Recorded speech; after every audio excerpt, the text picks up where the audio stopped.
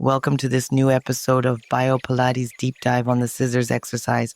Settle onto your mat. Take your time. Today, I invite you to explore a classic and demanding exercise, the scissors, in the Stott Pilates method. This movement requires precision, strength, and inner suppleness. Lie down on your back. Gently lift the upper body. Your gaze settles between your legs. Feel this lift of the torso not as effort, but as a gathering of your center. Stretch your legs toward the ceiling in adduction and parallel.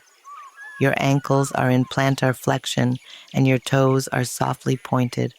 Your hands reach toward the ankles. Your scapulae are stabilized, anchored into the mat like two sails drawn toward the center. Take a deep first breath, and on the exhale, begin the movement.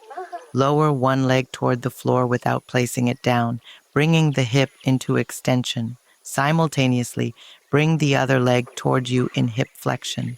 Imagine a precise opposition, like a thread stretching between the two legs.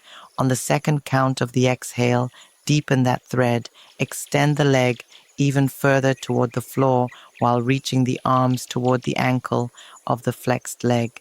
Feel the deep activation of your center. Your transverse abdominis works here like a natural corset, stabilizing the lumbopelvic region.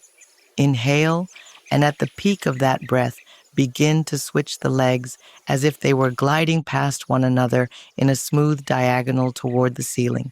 They cross in the air with no force, no jolt. Again, exhale for 2 counts.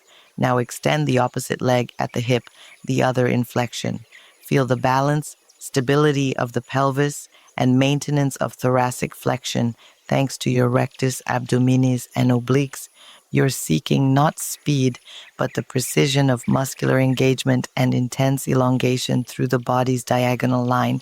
Like this leg beat, every voluntary movement is preceded by a nerve signal transmitted from the brain to the muscles. This electrical message travels along the neurons as action potentials, brief electrical discharges that run down the axon to the neuromuscular junction. There, the nerve impulse triggers the release of neurotransmitters. The message becomes chemical before becoming electrical again, allowing the muscle fibers to contract. Each beat is thus the result of a refined neuromuscular orchestration, invisible but perfectly synchronized between intention, conduction, and mechanical response. Thinking about that, even for a moment, gives new depth to your movement engagement. Here's another fascinating aspect. How does the brain know where to send that message? How does this electrical nerve signal find the correct leg, the right muscle, the right angle? This is due to the precise mapping of our central and peripheral nervous systems. The motor cortex in our brain contains a true map of the body. Every body part corresponds to a specific cerebral region, thanks to proprioceptive receptors in the muscles, tendons, and joints. The brain continuously receives information about the exact position of each segment. This loop between motor intention and sensory feedback allows our movements to be located, calibrated, and adjusted in real time. That enables the fluid and immediate coordination required in a demanding exercise like the scissors. With each breath, reinforce your center's intention. The transverse abdominis is engaged, the lower belly drawn in, the spine stabilized. To avoid any rotation or lateral tilt of the pelvis, activate the multifidus and the obliques, which work together.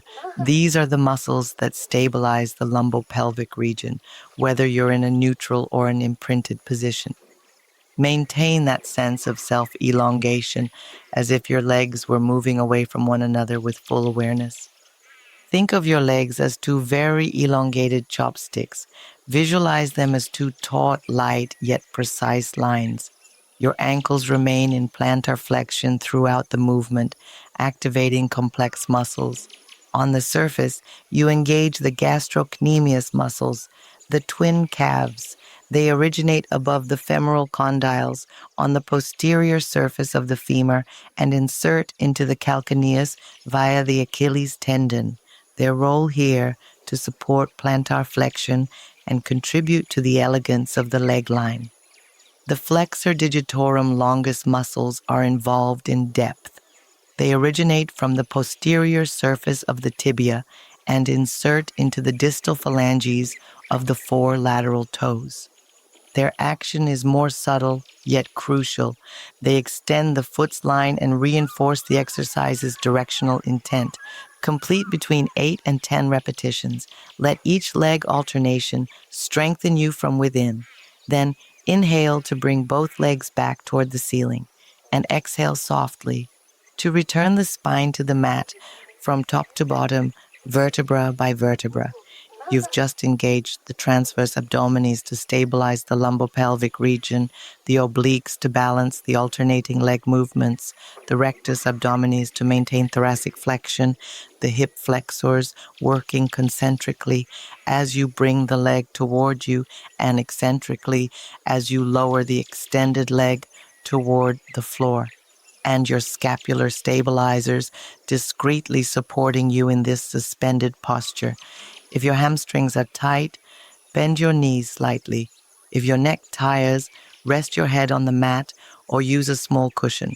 For greater stability, you can also perform the exercise with your pelvis on the arc barrel or your arms along the sides. Add a ring above your chest to challenge scapular stability or a flex band around one foot to play with resistance. This exercise is deeply intimate, direct, and without artifice. Sometimes mid-movement, I find myself meeting myself, not just my body, but what inhabits it. When I practice the scissors, I no longer try to correct. I try to feel, to understand where the impulse comes from and what holds it back. The movement speaks to me about my imbalances and tensions, but also my ability to find clarity within effort. It's not always comfortable, but it's always true. And when I feel that precise moment when the legs cross in silence, when the center is there, strong, present, alive, then I know it's Pilates. It's a moment of embodied truth. Thank you for being here today. Take the time to return, to integrate, to breathe. See you very soon for another episode of Biopilates Deep Dive.